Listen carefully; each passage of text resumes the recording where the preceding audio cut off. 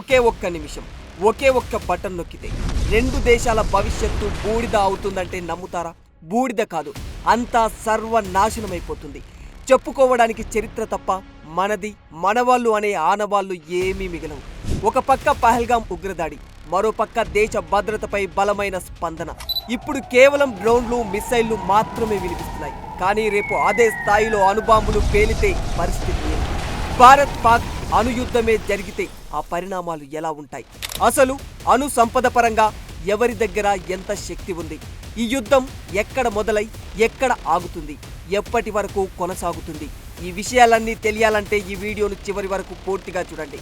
ఇక మ్యాటర్లోకి వెళితే, ఆనాడు మహాభారతంలో నిండు మహాసభలో ద్రౌపది ఒక స్త్రీ అని కూడా చూడకుండా కీచక సమేత నీచపు కౌరవులు ఆమెను అవమానించారు. తర్వాత దాని ప్రభావమే కురుక్షేత్ర యుద్ధం జరిగింది. అది 18 రోజులు సాగింది. కానీ ఈ యుద్ధం ఎన్ని రోజులు సాగుతుందో చెప్పలేని పరిస్థితి. ఎందుకంటే మొన్న పాకిస్తాన్ ఉగ్రముఖలు కాశ్మీర్ పహల్గాంలో చొరబడి భార్యల ముందే భర్తలను చంపి భారత నారీమణుల నొదుట సింధూరాన్ని నేల రాలుస్తూ వికట హట్టహాసాలతో నవ్వుతూ మోడీకి బోలో అని విర్రవీగుతూ వెళ్లిపోయారు. అయితే నిశ్శబ్దం ఎంత భయంకరంగా ఉంటుందో భారత్తో పెట్టుకుంటే అంతే సునామీలా విరుచుకుపడుతుందని ఊహించలేకపోయింది పాకిస్తాన్. భారత్ శాంతికి మారుపేరు కావచ్చు, కానీ తేడా వస్తే మాత్రం తోలు తీస్తుందన్న విషయం పాకిస్తాన్ గుర్తు పెట్టుకోవాలి. అసలు ఇప్పుడు పాకిస్తాన్ పరిస్థితి తలుచుకుంటేనే బాధపడాలో జాలిపడాలో అర్థం కాని పరిస్థితి. ఎందుకంటే కవ్వింపు చర్యలకు దిగుతున్న పాకిస్తాన్ కు భారత త్రివిధ దళాలు ముప్పు తిప్పలు పెట్టి 3 చెరువుల నీళ్లు తాపుతున్నాయి. ఒక దశలో చూస్తే పాకిస్తాన్ కు ఇదే చివరి రాత్ర అనే తరహాలో విరుచుకుపడుతూ ఉన్నాయి భారత దళాలు. పాక్లోని పేషావర్, లాహోర్, ఇస్లామాబాద్, సియోల్ కోట్పై బాంబుల వర్షాన్ని కురిపించాయి. ఒక్క రాత్రిలోనే పాక్కు చావు దెబ్బ అంటే ఏంటో రుచి చూపించింది భారత సైన్యం. ఇలాంటి పరిస్థితుల్లో పరస్పరం రెండు దేశాలు ఒకదానిపై ఒకటి అణుబాంబులు విసురుకుంటే దాని పరిణామాలు ఎంత భయంకరంగా ఉంటాయో ఊహించుకోవచ్చు. నిజంగా ఒకవేళ పాక్, భారత్లు ఒకదానిపై ఒకటి అణుబాంబులు విసురుకుంటే దాని ప్రభావం ఏ విధంగా ఉంటుంది అనేది తెలుసుకునే ప్రయత్నం చేద్దాం. భారత్ సమర్థవంతంగా తిప్పికొడుతుంది అనడంలో ఎలాంటి సందేహము లేదు.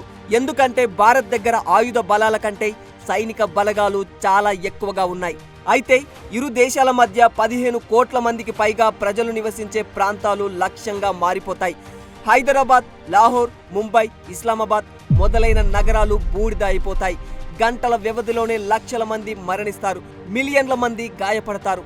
పైగా ఆ అణుబాంబులు పేలినప్పుడు ఆ రేణువులు వాతావరణంలో వ్యాపించి సంవత్సరాల పాటు వర్షాలు తగ్గిపోతాయి. దీనినే న్యూక్లియర్ వింటర్ అని అంటారు. 2024 గణాంకాల ప్రకారం ఇండియా వద్ద సుమారు 160 అణుబాంబులు ఉన్నాయి. ఇక ఇప్పుడైతే ఆ లెక్క ఇంకా ఎక్కువయ్యే ఉండొచ్చు. ఇక పాకిస్తాన్ దగ్గర 165 అణుబాంబులు ఉన్నట్లు తెలుస్తోంది. అయితే ఇది కేవలం సంఖ్య మాత్రమే.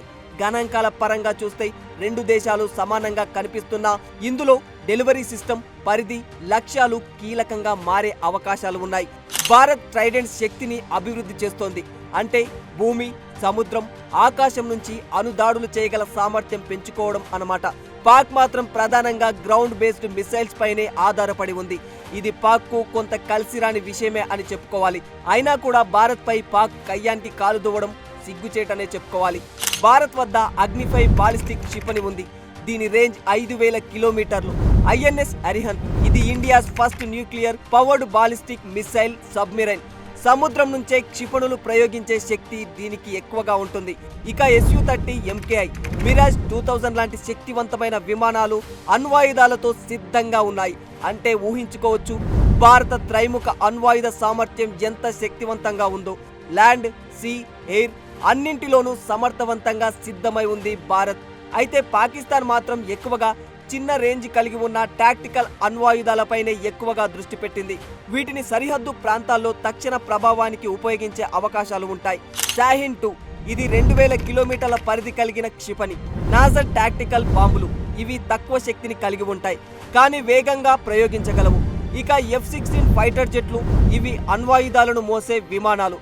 అయితే భారత, పాకిస్తాన్ అణ్వాయుధ సామర్థ్యాల గణాంకాలు ఎలా ఉన్నా భారత్ వద్ద లాంగ్ రేంజ్ మిసైల్స్, సముద్ర ఆధారిత వ్యవస్థలు, స్ట్రాటజిక్ స్టెబిలిటీ బలంగా ఉన్నాయి. ఇక పాకిస్తాన్ టాక్టికల్ అణుబాంబులపై ఆధారపడుతోంది. ఇది సరిహద్దుల దగ్గర ప్రమాదాన్ని పెంచే అవకాశాలు కూడా ఎక్కువగా ఉంటాయి. ఎలా చూసుకున్నా దాయాది దేశాల అణుశక్తి వల్ల ఇరు దేశాలకు ప్రమాదమే అని చెప్పుకోవచ్చు. హీరోషిమా, నాగసాకి 2 నగరాలపై అమెరికా వేసిన 2 అణుబాంబులే అందుకు ప్రధాన సాక్ష్యాలు. ఒకసారి బాంబు పేలితే క్షణాలు 80,000 మంది మృతి చెందారు. ఇంకా గాయాలు, వ్యాధులు, జనన లోపాలు తరతరాలుగా వెంటాడుతూనే ఉన్నాయి. ఇదంతా ఒకప్పటి అణుబాంబుల కథ. కానీ ఇప్పుడు పాక్ భారత్ వాడే అణుబాంబులు వాటికంటే 10 శక్తివంతమైనవి. అంటే అర్థం చేసుకోవచ్చు, ఇది ఓ యుద్ధం కాదు, 2 దేశాలు తమకు తాము కాలగర్భంలో కలిసిపోవడమే అవుతుంది. ఈ యుద్ధంలో ఎవరు గెలుస్తారు అనే ప్రశ్న కాదు, ఏ దేశం ఎక్కువ నష్టపోతుంది అనే లెక్కలే ఎక్కువగా ఉంటాయి. అణుబాంబుల వల్ల గెలిచిన యుద్ధం కానీ గెలిచే యుద్ధం కానీ లేనేలేదు. సో ఈ యుద్ధం ముందు అనర్థాలకు దారి తీయకముందే అణగారిపోయి శాంతి కుదరాలని కోరుకుందాం. జై Hind. For more videos like this, subscribe Big TV channel.